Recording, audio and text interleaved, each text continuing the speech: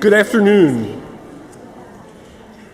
I'd like to go ahead and start and welcome you to this panel discussion that's going to celebrate the 25th anniversary of the Journal of African Economies. I'm Doug Gollin. I'm the current editor-in-chief of the journal and a development economist based here at Oxford. And in that capacity, I have the privilege of chairing this discussion.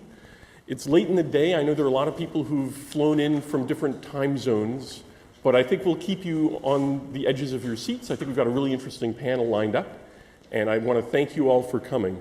Before we begin the panel, I'd like to turn the microphone over to Stefan Durkan, the chair of the CSAE and professor in economics and policy at the Economics Department and the Blavatnik School of Government. Stefan's going to say a few words to kick us off. Right. Well, thank you very much. It's a great pleasure to at this first plenary to actually briefly say a few words to you. Actually, CSAE has reached its 30th year. We haven't been doing every year a conference here, but for the last I don't know how many years it's now, 12, 13 years or so, we've been doing it as an annual conference as well. And it's great to see so many people turning up, even on a Sunday afternoon, and then be here for the next few days. This is a session devoted to the Journal of African Economies. We have reached its 25th year this year, so it's been for 25 years. The journal has been publishing research exclusively on African economies. And I want to give you 3 reasons why you should consider sending your papers into the journal and try to publish into it. So the first one is, it is the flagship journal of the center. Well, it's the only journal we have, but still it is our flagship journal. But it's definitely also the highest impact journal in terms of a journal that's devoted exclusively to African economies. Okay, there are not that many, but it definitely is the one with the highest impact factor. But actually, it is widely read. It is reaching quite a lot of people in this respect. But I want to give you 2 further reasons. And that's actually, I invite you at some point to go back to volume 1, number 1, and actually go and have a look at what happened in that volume. I do remember the history of that volume, where, some quite randomly, that editors at the time said, wouldn't it be great if we could get some of the best development economists, the ones we thought, let them publish. And they actually randomly selected more or less out of a sample of possible development economists, senior development economists at the time. And I want to emphasize, a lot of people were not asked. Now, if you look at that first volume and see what happened to the people that were in that first issue, the first article was written by Augustin. I think certain good things happened to him recently. 2 more people were definitely, many of these people were very successful. At least we had someone who became subsequently a chief economist in the World Bank for Africa. Another one became, and he's sitting on the panel, a chief economist of USAID, all in that first issue. And I will emphasize, I remember very well the discussions at the time, who shall we ask? It was a pretty random process, so you may be led to believe that actually there is a causal link between publishing in the Journal of African Economies and actually becoming chief economist or Nobel Prize winner. Now, the policy implication is very clear. Now, if you want in 25 years from now, get your Nobel Prize, send your papers into the journal. No, okay, I know, seriously, there's a huge selection effect. Okay, good. But then think about it slightly differently. If our editors at the time were picking people who were reasonably good economists, but definitely not of the stature that they became 25 years later, it tells something about how good the editors are in terms of picking the people that publish in this journal. So maybe it's another thing that you want to look at. You may not get a causal link with publishing in the Journal of African Economies, but you may actually have someone who can help you tell your future. So if you should submit your papers. If you get picked by the journal, the probability that you'll be chief economist of one of these institutions or indeed win a Nobel Prize may actually go up. So, and I think that's correct what I'm saying here, some revelation principles. So I would say submit to the journal. That's a very good idea. We have extremely competent editors. Indeed, our current editor-in-chief is extremely competent, and I think he will now extremely competently run this session around the journal. Thank you very much, and I hope you enjoy it. Thank you.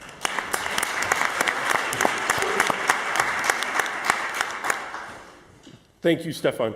So let me just introduce the topic of the panel briefly.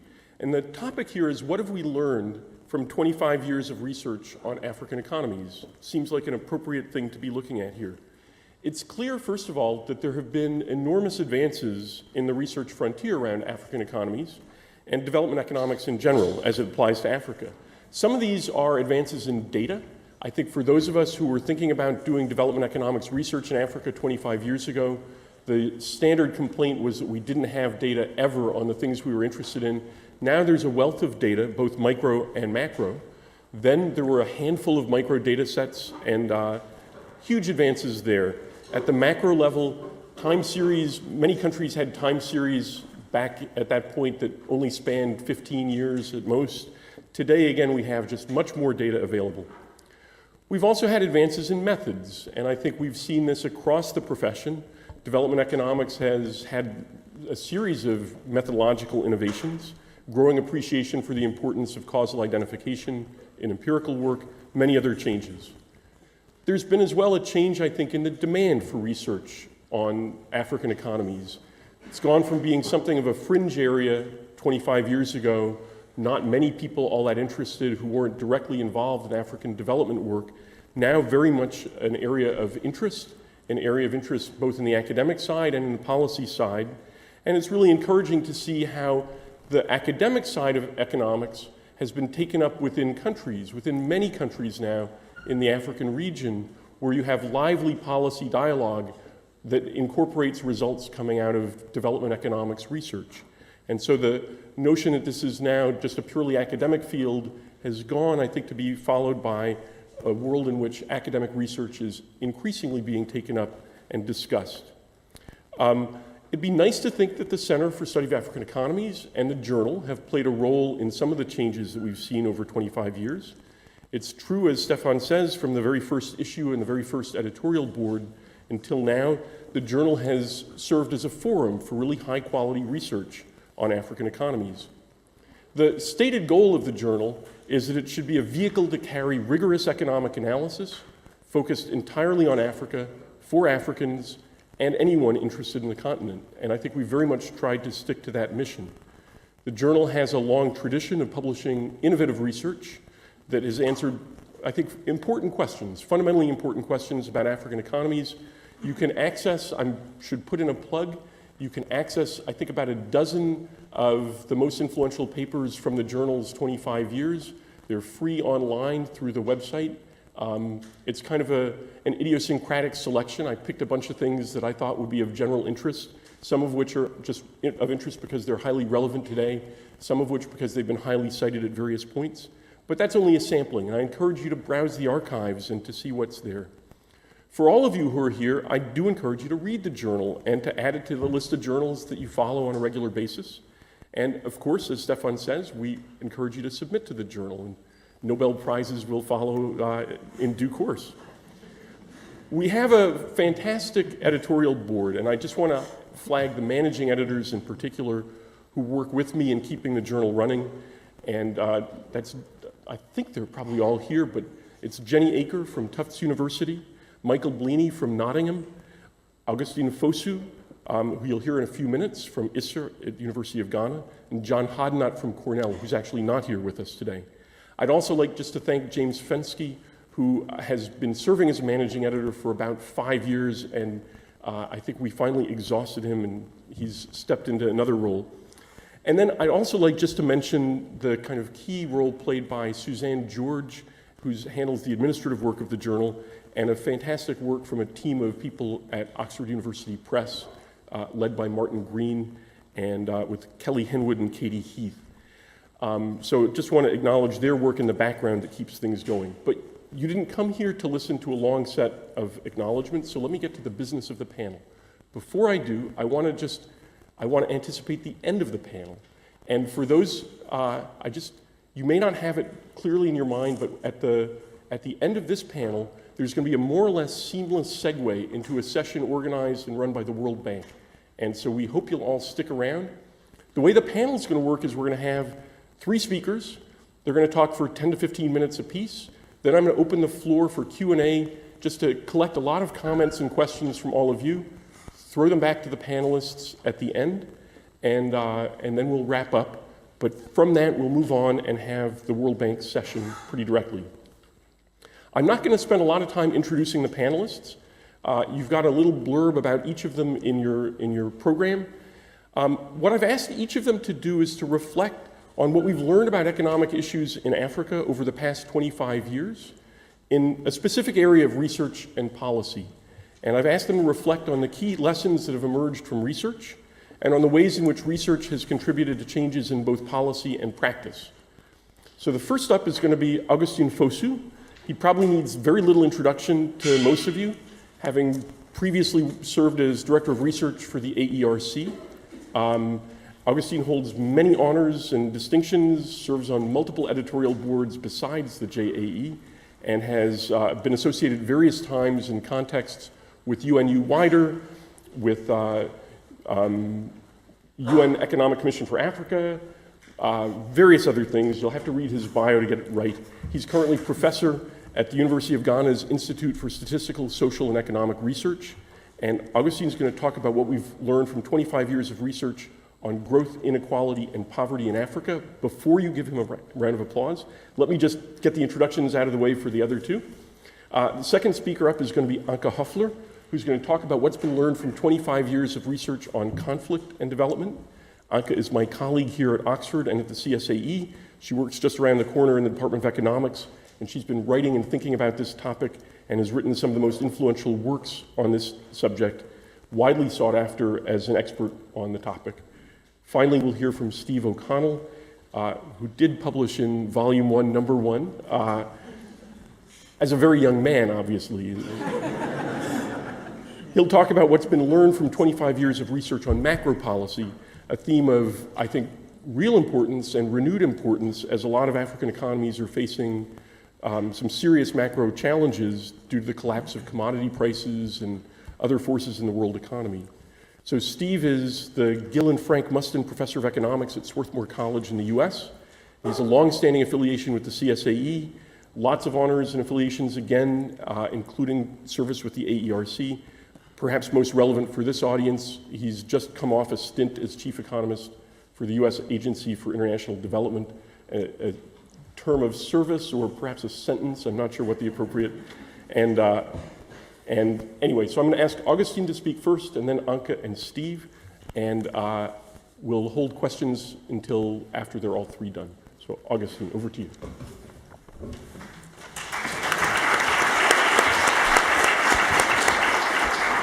Thank you very much, Doug. I was just telling Steve that we are waiting for his Nobel laureate prize. So Steve, hurry up. We keep waiting. I don't know, what did we do about 25 years ago? I'm curious. 25 years ago. Does anyone remember what he or she was doing 25 years ago? Okay. What I can tell you, in my case, I was certainly much younger than I am today, and I had plenty of hair.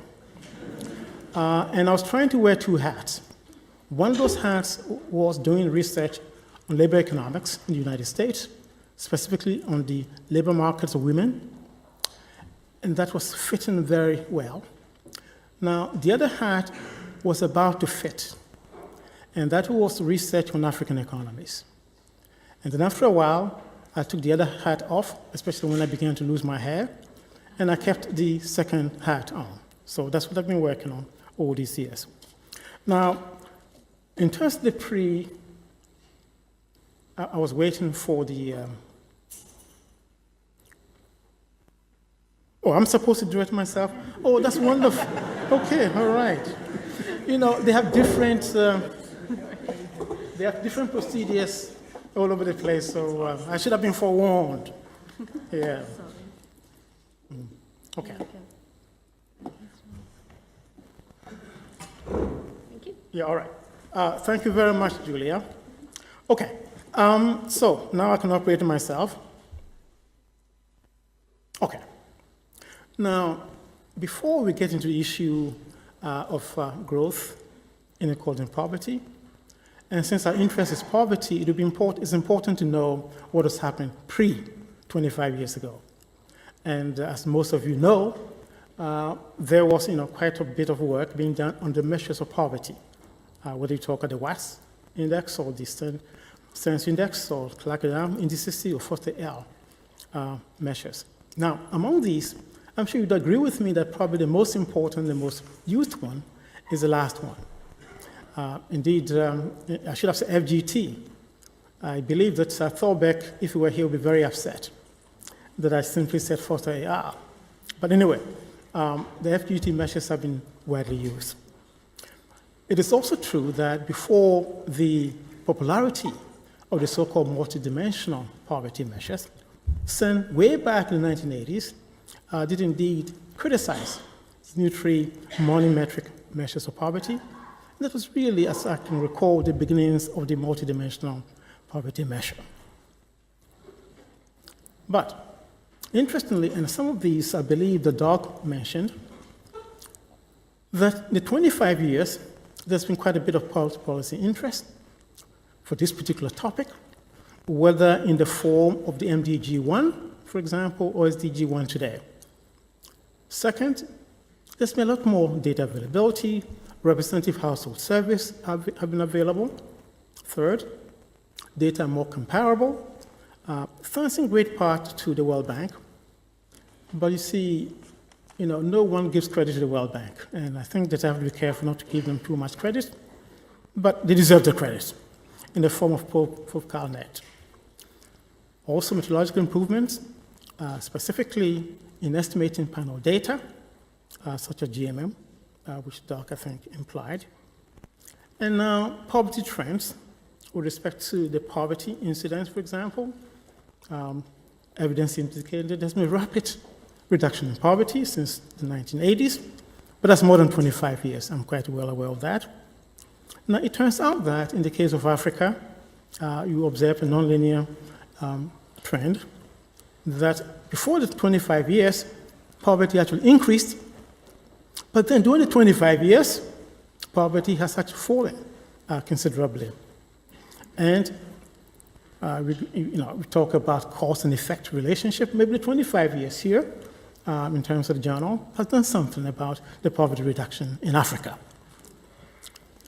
And as I indicated, you can see the numbers yourself, about 1.3%. All the forms of measure, FGT measures, there's been significant or considerable decreases in poverty. Now, so the last 25 years, what do we know? I think plenty. We can go back to 1992, 93, the early 1990s, where there were essentially a country-level type of analysis. You take poverty and you decompose that into changes in inequality and changes in growth or in income. And so you do have results for country-specific type of situations, but that's all you could probably say in terms of generalization, not much.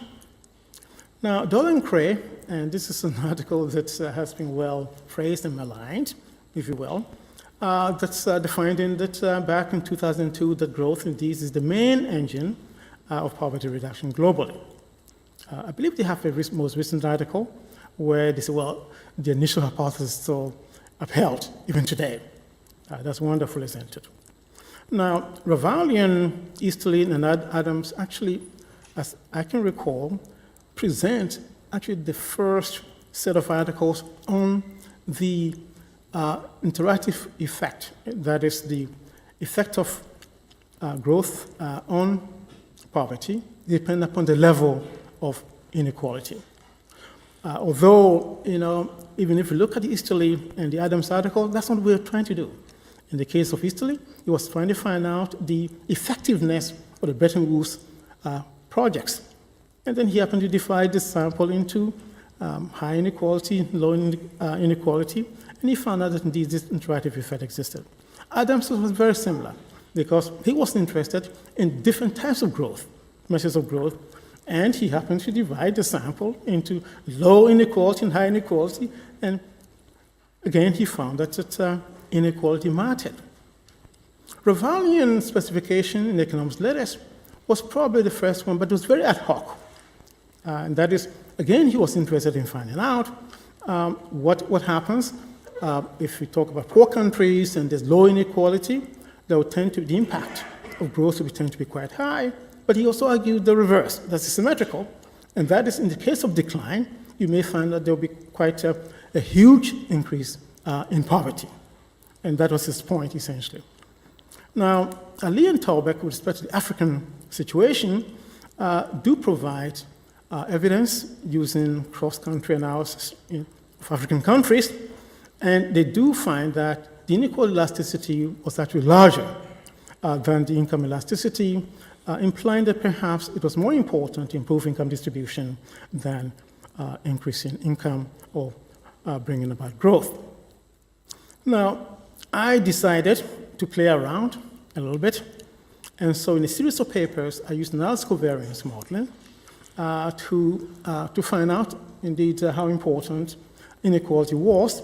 And my finding essentially was that inequality was much more important in playing the intermediate role in terms of growth, effect of growth on poverty, than as an independent variable, pretty much. We can talk about some of the details later. Now, continuing, the identity model introduced by Bourguignon and Epaulard back around the early 2000s, and the identity model essentially on the left-hand side, you have poverty, on the right-hand side, you have inequality and income or growth, and then interactive effects, etc. And they found out that indeed the impact differed quite a bit across various regions. All right. Similar results were obtained by Cowie and Verschow using panel data. And subsequently, I did estimate, again, as covariance models using panel data, and I obtained fairly similar results. But specifically, that I found that the effect in terms of the growth effect, elasticity effect, elasticity was actually lower for African countries compared to non-African countries.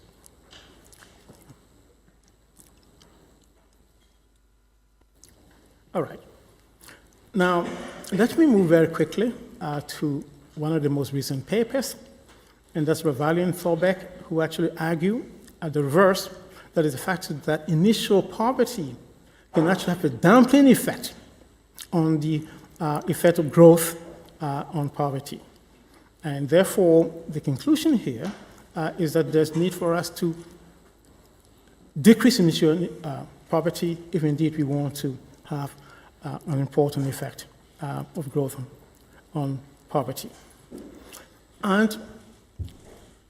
But you may have seen the paper by Pinkowski and Salah Martin and Journal of Economic Growth, which finds that indeed poverty has fallen quite rapidly in African countries, in spite of the fact that there has not been any considerable improvement in income distribution.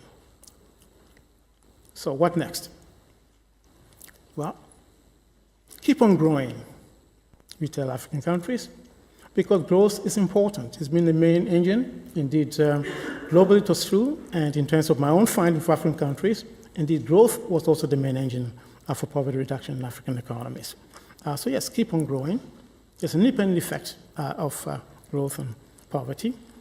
But also, the higher incomes that growth will bring about will also increase the elasticity, the growth and income elasticity, both inequality and income elasticities, and therefore we can have a more rapid reduction in poverty. In terms of country-specific approach, however, and that's one of the findings I had about African economies, that there was quite a bit of disparity across African countries in terms of the importance of growth vis-a-vis inequality. And for some countries, income distribution was much more important, so it would be quite critical for us to locate these countries where income distribution is more important and do something about it if we expect to have rapid reduction in poverty. Now, there should be further research required, particularly about the nature of the initial poverty that was flagged by Thorbecke and also by Ravalli. In this respect, we have to understand what we're talking about. Should we, for example, have a blimp in the sky and throw a lot of money on the poor, dollars or pounds, and then all of a sudden we can expect to reduce poverty in the next period. Anyway, but the final point I want to make is that in the final analysis, poverty reduction is a process that we must follow. And this is about 25 years ago when the couple in Africa came and said, where were you? You know, you've been poor all this long. And the local government response, oh, better late than never. After all, poverty reduction is a process. So, and I have a bunch of references if you're interested, but let me go back to the poverty is a process. So thank you all very much for listening to me.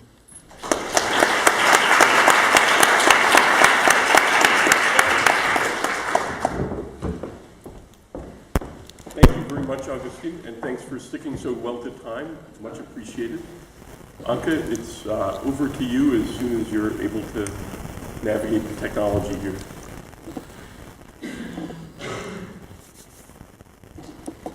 Good. So thank you very much for the opportunity to talk about this topic, because lots of it has happened in the last 25 years. Augustin started by saying, what did you do 25 years ago? It was my first lecturing job, and I was lecturing some very unfortunate East Germans who had been hit by mass unemployment after German unification. So that was me 25 years ago, and then 3 years later I end up at JAE and do a doctorate with Paul Collier. So before I talk too much about what happened in research, let me just tell you what happened in the real world. So if we have the number of conflicts and the end of the Second World War and today, we can see that armed conflict, so these are relatively large scale and smaller scale armed conflict, the number rises steadily. And at the end of the Cold War, the number of conflict falls. Yeah? So where did they actually take place? Well, unfortunately, a lot of them took place in Africa. So about 30% of these conflicts took part in Africa. I've only shown you one graph on the number of conflicts, but of course there's also the severity of conflicts that we need to consider. A lot of these conflicts in Africa have been particularly long, and they have been a lot bloodier than in other regions of the world. So maybe just to sort of say, so 30% of the global conflicts happened there in this period of time, but it's only in 1960, I just picked, just before a wave of decolonization, only had 9% of the global population and 23% of the global landmass. So unfortunately, Africa is overrepresented. Civil war research can maybe be categorized into the onset and so what makes a country more prone to conflict. Once it's started, what makes it last? Because once these things have started, they are very difficult to resolve and stop. So on average, they last 8 years. And then post-war conflict research is extremely important, because all countries that have had a conflict in the past are much more at risk of having another conflict. And as you could see from my graph, we are in a world past in a post-conflict world for a lot of countries, which is really good news. Yeah? So Joshua Goldstein's got a book, Winning the War on War. And yes, we're doing really well. There are a few very, very hard cases that are still going on, and that's probably going to be the future, that most of the world is peaceful, but some of the very hard cases keep going on. So what has been happening in the... so I told you I started my doctorate here in Oxford, and imagine my horror when in my last year my doctorate advisor runs off to the World Bank. So what we've been researching was growth in particular, and then also civil wars, and why Africa is particularly prone to civil wars. Now, this was really a bit unusual, because if you look at the Handbook of Defense Economics, published in 1995, Elsevier, there was no chapter on civil war in there. colleagues at the Peace Research Institute in Oslo had already published something in the American Political Science Review. They're all political scientists. And then colleagues in Stanford had published something. But Paul and I had this paper that we just couldn't get published. And finally, in 2004, we got this published. This was 5 years of rejections. And in the first quarter of 2010, it was the most cited paper in economics. So don't give up. If you've got something that you feel passionate about, keep going. Okay, and so then this is more of a topic in economics. And in the next handbook, the editors asked us whether we would write them a chapter on civil war, which we duly did. And then Chris Blattman and Ted Miguel had a chapter in the Journal of Economic Literature. You can, on civil war, you see you've arrived then as a topic if you make it to the Journal of Economic Literature with this topic. The World Bank then decided to have the 2011 World Development Report on Security and Development. And by then it had really become a mantra. Then it was sort of really an obvious topic that development economists were studying. So the theory, I think in terms of theory, there wasn't really that much new, to be honest. I think we just sort of made use of what there was. So why do rational agents fight each other? I mean, they're sort of contest models, bargaining models, public choice. Gordon Tullock had already written about the paradox of revolution. Basically referred to if you want to provide a public good, you just need a common cause, but you also need private incentives. And he called it the paradox of revolution in the 1970s because people were talking a lot about the grievances and the motivation of why people rebel, but not about the private incentives. So that had been really neglected. But he already pointed this out. So we just hoovered up some of this sort of existing knowledge.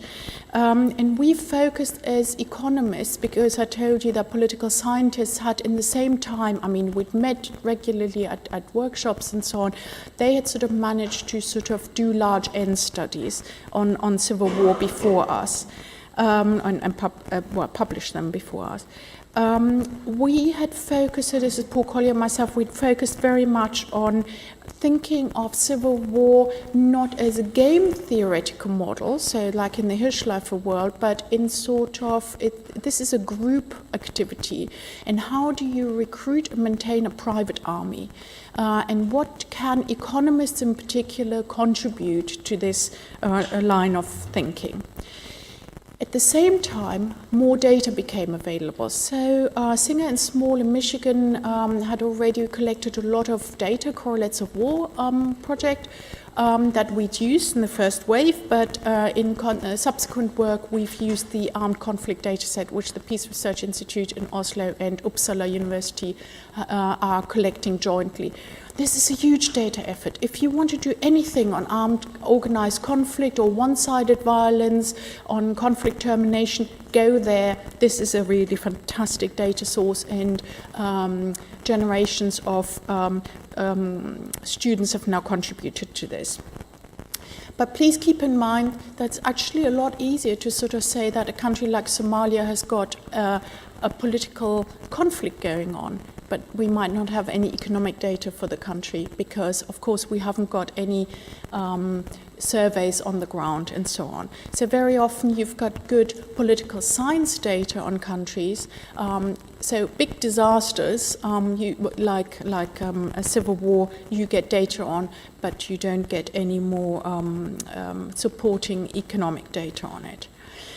So I already said that so this is where I think we could still do a lot more research. Countries face challenges post-conflict.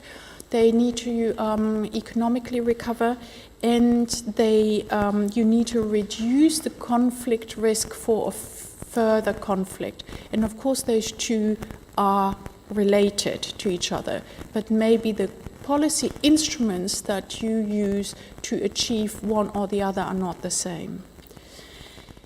I think there's been a huge change in awareness. So this is not only an academic topic. Obviously, it helped that Paul was then at the World Bank and could persuade Wolfmark I that this was an important topic.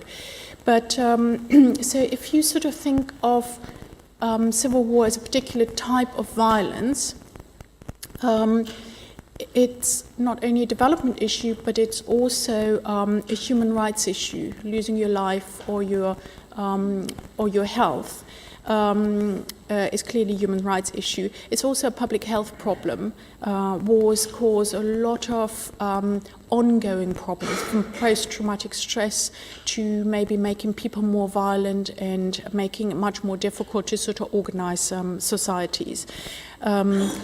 But there are also other types of violence, and in any case, that have got public health marks. So, for example, domestic violence happens all hidden, but has got huge implications for maternal health outcomes. And so, for example, children that are abused very often engage in much earlier sexual contact and expose themselves to sexually transmitted diseases, including HIV/AIDS, obviously. So, just as an example, why this is a very important public health consideration. And the Lancet, for example, has got regularly papers on these issues. So, in the MDGs, if you can think that far back, there was no mention of any violence. But now we've got the SDGs, and in SDG 16, we want to have peaceful and more inclusive societies. So it's really, this topic has really made it on the development agenda. So in 16.1, we have significantly reduced all types of violence, not only civil wars. Yeah? So civil wars are really now researched and are researchable, but we want to have a reduction in all types of violence. And the list goes on. There's a particular goal to reduce all violence or eliminate all violence against children. So if we do think about future work and where we want to go with this, Jim Fearon and I have got some ongoing work on this. If I just sort of throw some global prevalence rates at you, for 1 year, 1 in 100,000 people die in civil conflicts. And this is only due to direct violence, not hunger and disease, that are also a result from civil conflict. But 9 in 100,000 people are victims of homicides. And obviously the Syrians are terrible, but there are actually not that many Syrians in the world. But homicides happen absolutely everywhere. And then if you sort of think of how children are treated, the main perpetrators of violence against children are their parents.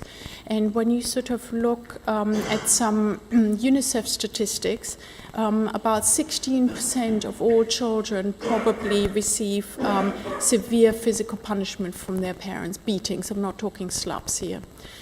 12% of women are assaulted by their intimate partner. So their husbands and boyfriends. So these are much, much higher prevalence rates than the civil war problem that I mentioned. So let me close on this one last slide.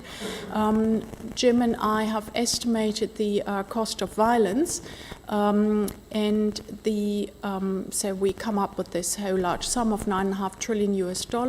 This is an annual cost, which is the equivalent of 11% of world GDP. And only 2% of this we estimate is due to collective violence, so civil wars, armed conflict. And 85% is due to violence against women and children. And so I would really hope that my next aspiration is to push this agenda further to include other types of violence. So far, getting funding for this type of work has proved fruitless, but I won't give up, and hope that in 25 years' time we will really have researched this and hopefully got prevalence rates down. Thank you very much.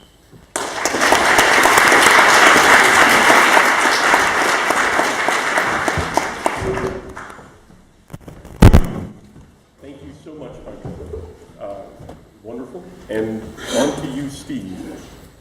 Okay. So from violence to macroeconomics, which some students in particular will not think is a big stretch.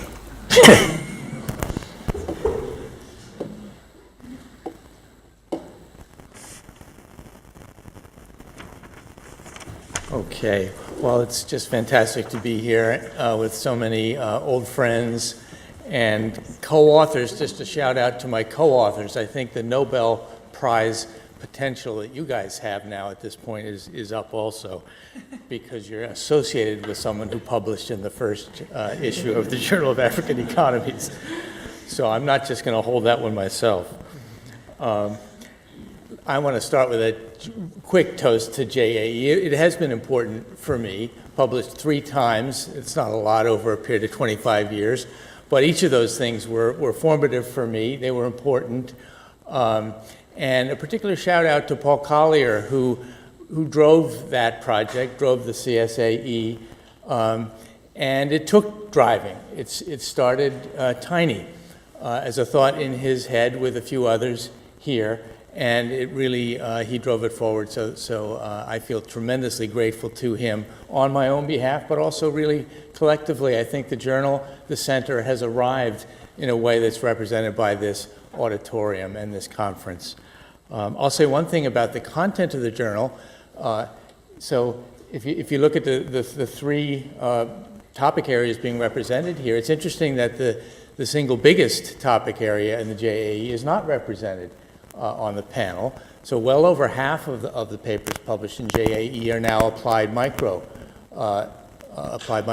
papers, and that is a sea change. If you do that count back in the first few years of the JAE, early 90s, it was below 5%. So there have been, there's just been a massive revolution in what young people are doing, and I'm acutely aware that I'm going to try to talk to you about macro, which has become a very specialized exercise and set of tools. And I'll try to argue that JAE may be involved, I hope, in trying to open out methods and topics in macro. So just quickly, I'll talk about these 2 things, monetary policy mainly, since that's what I've worked on most, and then a little bit about fiscal challenges of primary commodity exporters, and then finally a little bit on directions forward. So I guess we get to start in 1990, 25 years ago, and I really think that the 1990s were a watershed in the practice of the theory and practice of monetary policy globally. So the markers, I think, are familiar to you, but let me just touch them. So for inflation targeting as an arrangement between the political authorities and the central bank governor began in 1988 in New Zealand, essentially a unilateral agreement between the political authorities and the central bank governor. But it was formalized in 1990. So that is going to be a central theme of what I'll talk about, the practical, the intellectual predecessors of that, and the practical impetus of that move. The key markers: inflation as the primary clear objective of policy and as an explicit target, numerical target. Instrument independence. What I mean by that is that this was an arrangement that combined rule dependence, so the political authorities dictate the target, but the central bank has the protection to pursue it using its own instruments. Transparency in communication. That was an open issue in the 1980s and early 90s, whether central banks should use their information advantage and leverage it to stabilize the economy. Absolute sea change. Now you look at Janet Yellen, you look at the head of the European Central Bank, you look at the head of the Kenyan Central Bank and how they speak about what they're doing very, very clearly. And then finally, accountability as a central issue, clear targets and some mechanism that holds the central bank to them. And then, so that impetus spread across the industrial countries first, then across the emerging market economies, and then arrived much earlier in sub-Saharan Africa than anyone thought, given the preconditions that were thought to be relevant. South Africa became an IT country in 2000, Ghana 2007, Uganda I think in 2011, and that process is still going. Where did it come from? I think essentially this change in how central banks organize themselves and thought was a lag response to the breakdown of the Bretton Woods system and the U.S. great inflation. So the really first move was the Volcker disinflation in the late 1970s, early 80s. Then added to that, the inflation problems of the emerging market economies emerged in the 80s and early 90s. Inflation, volatility, and slow growth. The data started to make it clear that arguments that moderate inflation was good for growth were essentially were invalidated by the evidence. Correlations of measures of independence, institutional ones, with inflation outcomes. So a major data effort done in the early 90s. And then finally, I think the expansion of global capital flows and the argument in the 90s that countries wanted to be absolutely a part of that, push towards opening capital accounts, and the notion that to do that safely, you had to move away from exchange rate anchors to a money anchor or an inflation anchor, and more clarity about the central bank's operations. The intellectual underpinnings as of 2008, so the story goes up to 2008 and then gets more complicated. It goes really, this is the area, I think, in economic policy where there's arguably the tightest link between theory and practice anywhere in the profession. I'm going to give you the kind of commanding heights of that here, but then I'm going to come around and argue that at the same time, the methods and the models and the standards in this arena have become a specialist domain. So this has a plus side and a minus side. So there are, really go back to the natural rate hypothesis, the inflation bias work by Kidlin and Prescott, the notion of Ricardian fiscal policy, a fancy way of talking about whether there's fiscal dominance or not. I trace that back all the way back to Sargent and Wallace, 1981. Then in the 90s, Taylor discovers that the US Fed looks like it's operating a rule. And Woodford, drawing on a whole bunch of work, wraps up essentially a new version of our standard models that passes all of the professional hurdles that had been put down by its predecessors. It's optimizing, it's explicitly dynamic, it's general equilibrium, and so on. It's got sticky prices. And then finally in the 2000s and up to about 2008, a kind of triumphalist period of method and practice based on estimated DSGE models in central banks, being used for policy analysis and also being the central standard for research. So in Africa, these ideas resonated, I said here, in context-specific ways, with a lag representing the lower degree of sophistication of research departments in central banks, the lower degree of sophistication of financial markets, and so on, but they resonated.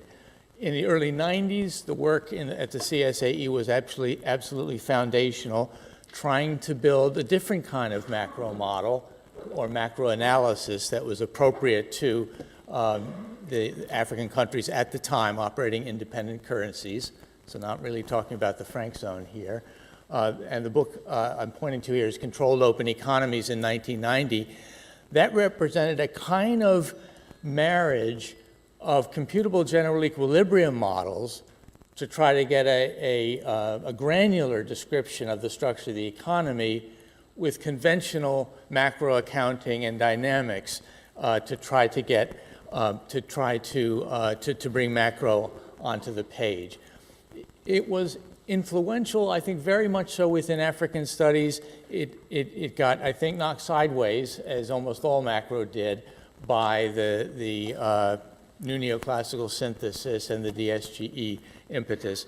And I think one promising area for JAE looking ahead is going to be to be encouraging papers that have more articulated structure, particularly on the supply side, that reflect the dual nature of African labor markets, for example, that reflect the huge big size of the food sector in African economies, that reflect the small size of the formal sector.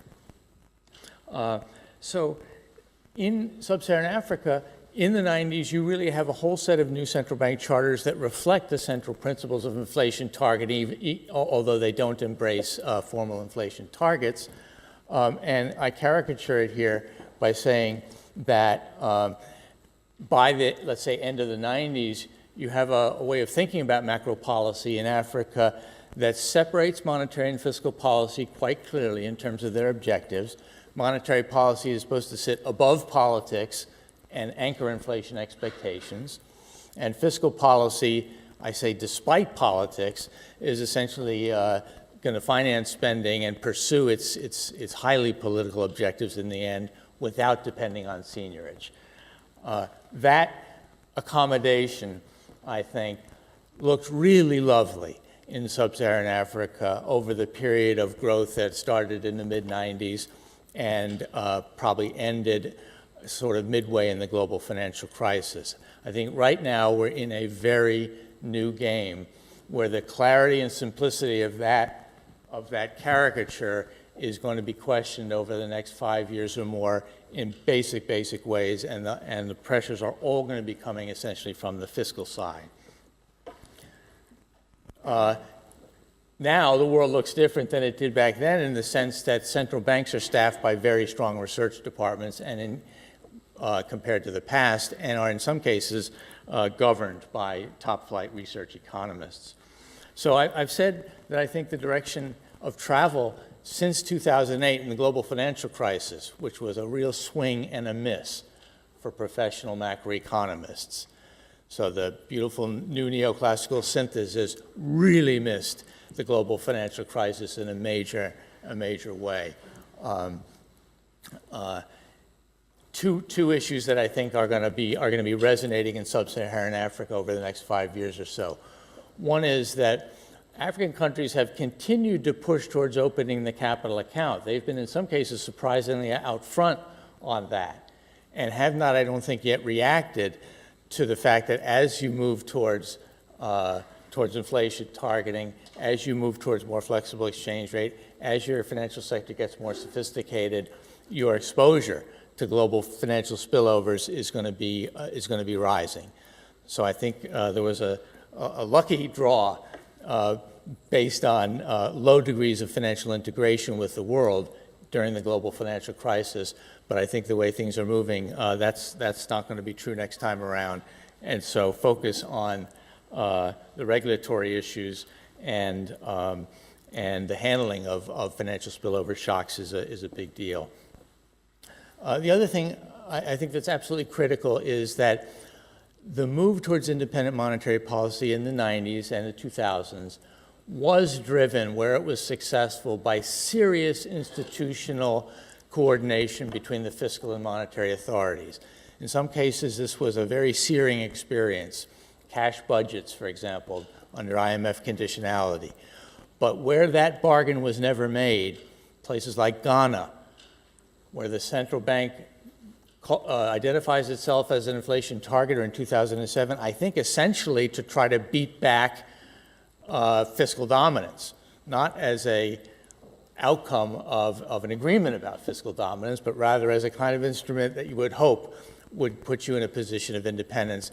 That has fallen apart really quite completely in Ghana. Nigeria now is also facing a serious case of fiscal dominance, lack of instrument independence, and I think that the next 5 years we're going to see a lot of this. So let me skip over on natural resource exporters and just quickly looking ahead. So here are a few areas where I think we're going to try to have to build out from the narrow confines of the DSGE platform, essentially. Financial stability and development as key secondary objectives. I've talked about exchange rate objectives in a world of competitive currency weakness. What do I mean by that? What I mean is that the big industrial countries of the world are trying to find ways to depreciate their exchange rates and export their way out and get inflation up. For the emerging market economies in Africa, you're now facing a world where that is defining the external environment. That looks very different than where you're the last mover and they've stabilized first. Better understanding of the supply side. This is where work by Doug and others has been really important, looking at the structural transformation. I think trying to marry that kind of work with macro is highly promising. Fiscal policy, if I have 30 seconds, infrastructure and debt sustainability. I think this is going to be a really serious issue, and there's interesting work going on. Secondly, linking in micro, the distributional and stabilization impacts of the fiscal regime. Monetary regimes are described beautifully well in the new neoclassical synthesis. The fiscal regime is not seriously described. It's characterized as either being Ricardian, in other words, not fiscal dominance, or as being non-Ricardian, in other words, a seigniorage, a regime that relies on seigniorage. But there's nothing serious about the use of automatic stabilizers, fiscal rules, how that changes the coordination between the monetary and fiscal authorities. So let me go ahead and stop there by saying that maybe the most hopeful thing I'd like to see over the next 5 years is some kind of a marriage in JAE between you guys out there, the more than 50% of you who are doing micro research, and those of us on the macro side who are trying to move from very, very sparsely specified macro models towards a more granular, more disaggregated understanding of the transmission of monetary and fiscal policy. I think there's a lot of turf there that the JAE is going to be able to occupy. Thanks very much.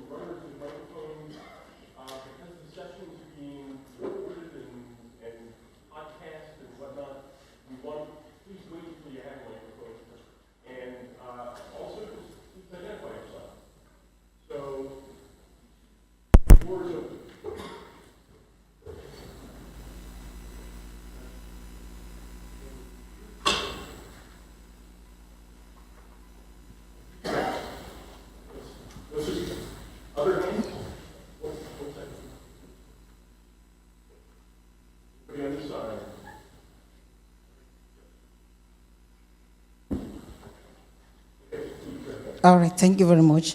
My name is Bola Wotide, and I'm from Nigeria. My question is to Anke. It's really interesting to know that there are a group of people that are looking at the issue of conflict and violence, and in particular with relation to Africa. But my question is, in all these years of research in this area, what kind of recommendations have you come up with, and how has it been helpful in at least eliminating or even reducing the issue of conflict and violence in Africa? Thanks. So I just want to keep the comments and questions coming. We'll collect for about 15 minutes, and then I'll turn it over to the panelists. So we're just going to ask everybody to take good notice here. So on this side, Mike. Michael Bleaney, University of Nottingham. I'm not a DSG practitioner, but I don't see why you can't amend the model to incorporate the structural features of African economies. Also, you didn't really mention debt forgiveness and whether Africa has wasted that opportunity. I don't know whether you want to comment on that.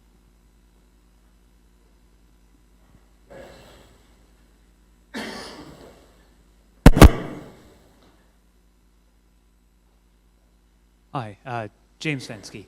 For Anke, I had a really depressing conversation with Chris Blattman recently. Basically, he doesn't believe any of the data on conflict in Africa. You know, you get it by reading news reports, the foreign correspondent gets killed, there's no longer any conflict events in the country. Granted, other forms of violence are more important, they kill more people. That's an excellent suggestion for a research program, but the data there is even worse.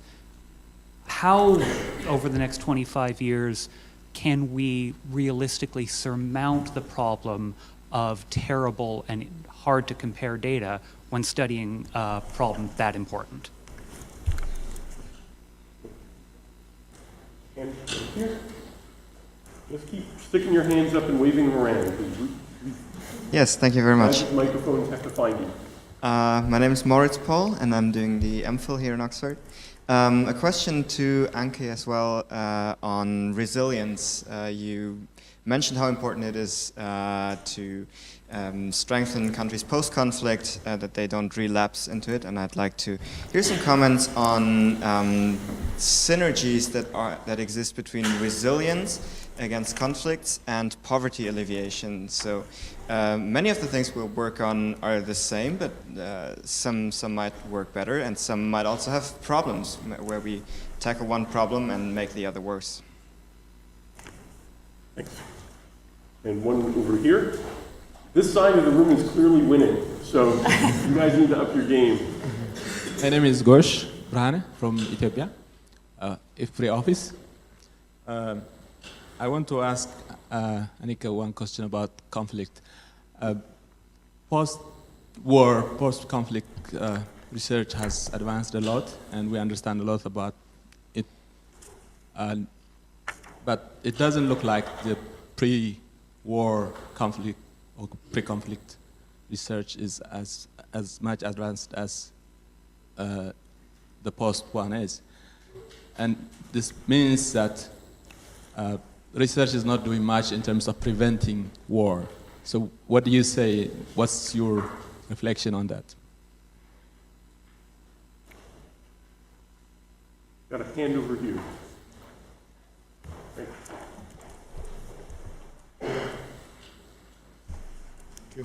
Francis Teal from CSAE. So this is a question on macro. It appears that the same man in Nigeria is implementing the same policies as 25 years ago. So do they think that it will be any more successful this time?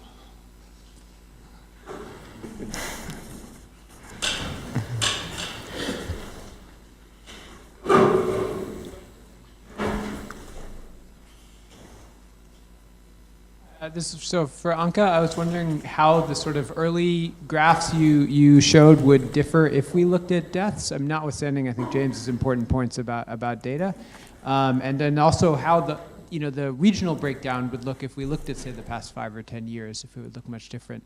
And then I guess I'd just offer Stephen a chance to tell us what he was going to say about natural resources, because I was interested to hear that.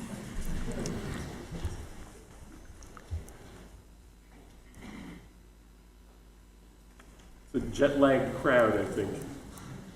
Well, shall we take a swipe at these and then do another round of questions? So, Anke, you have the lion's share of the questions here. Why don't you pick off the ones you think you can handle? How do you switch this on? It's already on. It's already on. Thank you.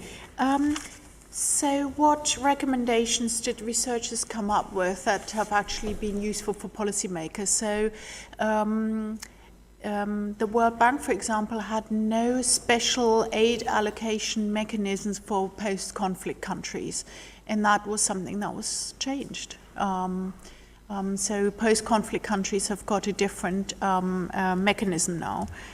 So that's one of the things.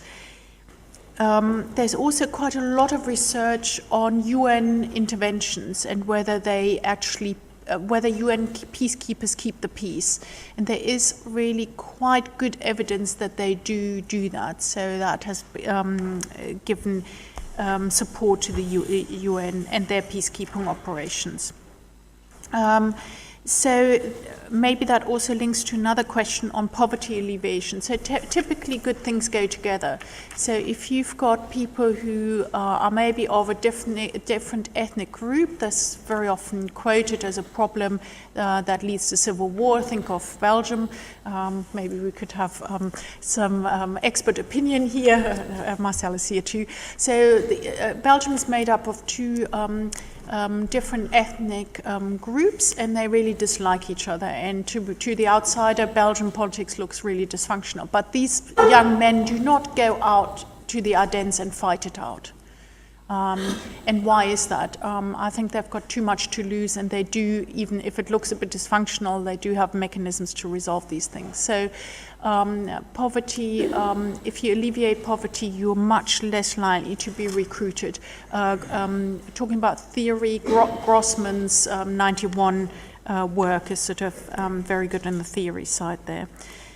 Then there was a group of questions about bad data. Yeah, so of course, we can't, so counting battle deaths is really difficult. Yeah? I think you alluded to the ACLED data set here, where the main data collectors are the first to sort of say the battle death data are bad. They're just bad data, yeah.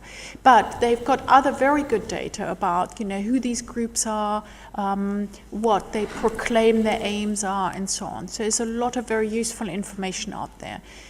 So how do we collect data on domestic abuse? So children don't report, yeah, and also women don't report, typically do not report these abuses. So you need victimization surveys and many, many more. So you really need to have techniques. Steve alluded to all the micro work that's going on. You need good techniques to sort of make people feel very safe about the information they're telling you.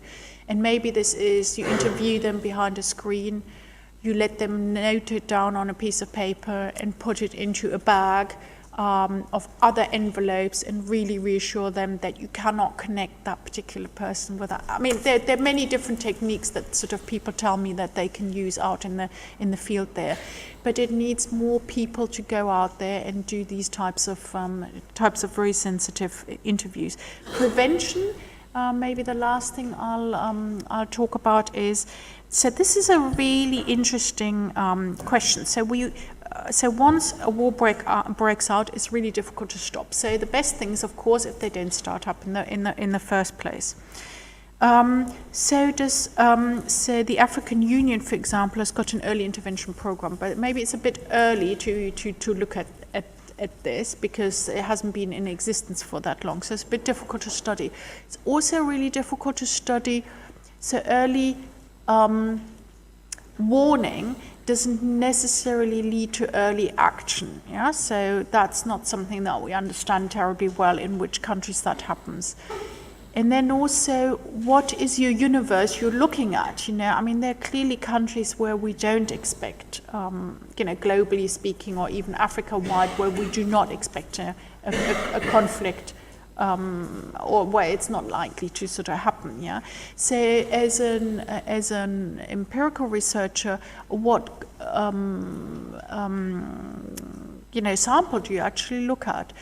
Pat Regan at Binghamton has done some interesting work if anybody's interested in this. Thanks. Steve? Yes, so I guess maybe to go to Michael first, can you amend DSGEs? I think, yes, that's happening apace. I have a paper coming out in OEP just now that takes a standard DSGE and looks at a food and non-food sector, puts in a subsistence requirement, and sort of asks, should you be targeting headline inflation or, let's say, non-food inflation, core inflation? So you can. The amazing thing, the fact is that the marginal cost in that framework of accommodating heterogeneity is just astoundingly high. So the method is in some sense self-limiting in terms of taking on the complexity that we may ultimately be interested in. So in our case, it's just two sectors. It's still one instrument. It's still got all the other elegance. You may have some households who are excluded from credit markets. There's a bit of heterogeneity there. And I'm just saying that the benefit to cost ratio is pretty low in my view. So I don't have an answer quite yet, but somehow we need to create the space to do macro that is going to inform what are the critical structural issues you do need to work out. So the basic information base, that's what brings me to the work Doug is doing, Louise Fox is maybe here, I don't know if she's here, is doing on structural transformation and the informal sector. Where is it that we should articulate these models? Financial inclusion is changing fast, is that a critical piece? Because each time you articulate it, the cost is massive. I'm not sure it's the method that's going to get us moving forward fast. Second, you asked about debt forgiveness. I think I missed the comment or question. Do you just? Has it wasted the opportunity? I think some countries have used up the fiscal space pretty seriously, but I'd say no, hasn't wasted the opportunity on average. I think the debt forgiveness was serious, was favorable. Probably helped in the global financial crisis. They definitely have less fiscal space now. But on Nigeria, Francis, there you are. Well, that's definitely the right question. I mean, it's really daunting to look over the long period, like Francis did, and say that in some countries now, under the major pressure of commodity prices falling since around 2011. There are some new patterns that we thought were essentially off the table. So those include the things that all the battles were around starting in the mid-'80s through about the mid-'90s. Things like exchange controls on the current account, where you start by first of all, you bring the central bank in to use what are really quasi-fiscal instruments now. The central bank is now making decisions about who gets cheap foreign exchange. That is a fiscal it's highly political, it's a fiscal action, and it all of a sudden breaks apart this lovely kind of division of labor we had. Will it work this time? No. The other thing that is much clearer, it's quite interesting. Look at the Spence Commission, for example, which was after 1990.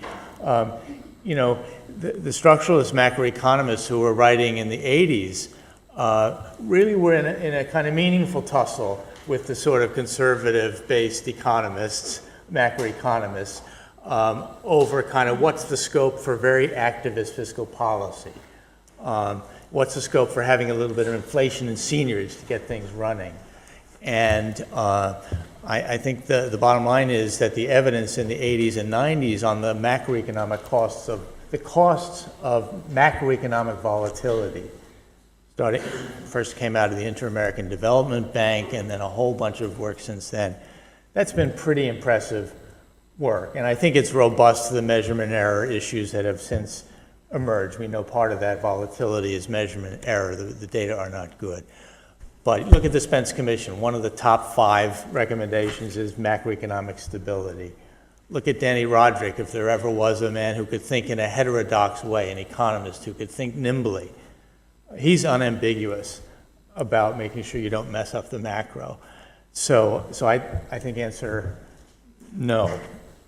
It's not going to work. Last thing about natural resources, I guess the things I was going to mention was that as of the early 90s, as the JAE is taking off, the experience of the 70s was only beginning to be interpreted. So the problems of natural resource exporters really only hit the literature in the late 1980s. And then there was, so that's the book Oil Windfalls, Blessing or Curse, that's late 1980s. Then really good work by Adrian Wood and others, I think he was at DFID at that point, looking at how factor endowments drove, deep factor endowments drove the pattern of trade and the pattern of integration with global markets. And then finally Sachs and Warner on the natural resource curse, that's 2001. So it's the 1990s where the salience of this issue arises. And I was simply going to point to this as not fundamentally being a first order monetary policy issue at all, but deeply fiscal in 2 senses. One, that the dealing with the pro-cyclicality of primary commodity prices, driving pro-cyclical fiscal responses, partly mediated by creditworthiness being pro-cyclical. that issue, I think, is still a seriously tough one for African countries. And right now it's playing out in a country like Ghana, where you have discovered oil, you leverage that up, oil prices fall, the risk premium rises, and all of a sudden you have an absolutely boilerplate adverse dynamics going on macroeconomically. And I also think that taking the Adrian Wood work on factor endowments and how they condition the way you engage in global markets, for me, the most salient aspect of that has always been that resource-rich countries don't have a quick political win-win. What I mean is they don't have a growth strategy that pays off in political time by generating jobs. Okay? We still have not figured out what that strategy looks like. And so the problem facing the state is much deeper than in a place like Vietnam or Bangladesh today, where you, roughly speaking, you know what the state should be doing. You know you can create a platform for labor-intensive exports. You know that's a win politically, so a good enough leadership is going to grasp that opportunity. We haven't yet described what that looks like in a lot of sub-Saharan African countries with natural resource wealth. And so the fiscal channel, redistributing those resources so that they're not driving the rent game, but somehow are going straight down to populations. Building infrastructure, building human capital platforms, somehow endogenizing your endowment over time. Those are issues where I think they're not brand new issues, but they're issues where serious casework, interpreting countries like Indonesia and others, I think would have huge payoff. Augustin, I'm not going to let you off the hook here. I have two questions for you. The first is, I wonder if you would elaborate a little bit perhaps on the ways in which the academic research on poverty, inequality, and growth that you described so nicely, the ways in which that was and was not taken up on the policy side, and again, kind of coming back to the things Steve has been talking about, as we see some economies starting to face pressure on the fiscal side, what implications you might see playing out for efforts to drive poverty rates lower? Certainly, many African countries did not waste the fiscal space in terms of promoting growth and also reducing poverty. There's no doubt about it at all. What may have happened to some extent is the fact that the process was pretty much dominated by the political cycles, which essentially meant that during the usual political process, there will be a tendency for many African countries, government to spend a lot more, and not so much on the what I call national public goods, but on local public goods. Because the way you win an election is not necessarily to increase jobs or to build national highways, but it's to promise and deliver on local projects. So what you do is you go ahead and you say, look, you want a regional university, you have it. Now vote for me. And then what happens is that there's no real kind of equilibrium there, because once you have regional universities, then you go to local universities. And these are free goods. And who does not want a free good? So when you have a situation where you don't have any type of price allocation process in place, there'll be a tendency for a lot of political pressure to obtain these free local public goods without any real constraints. And the central government has to pay for these goods. That's a real major problem right now, where there seems to be a disequilibrium between political equilibrium and economic equilibrium. And so that's the kind of problem that we're facing right now. How do you make sure that you deliver on the national public goods, right, without getting into the situation of delivering local public goods and then getting yourself into these kinds of fiscal quandrum? I think that is a major problem. Stefan, just a question. You need to wait for a microphone.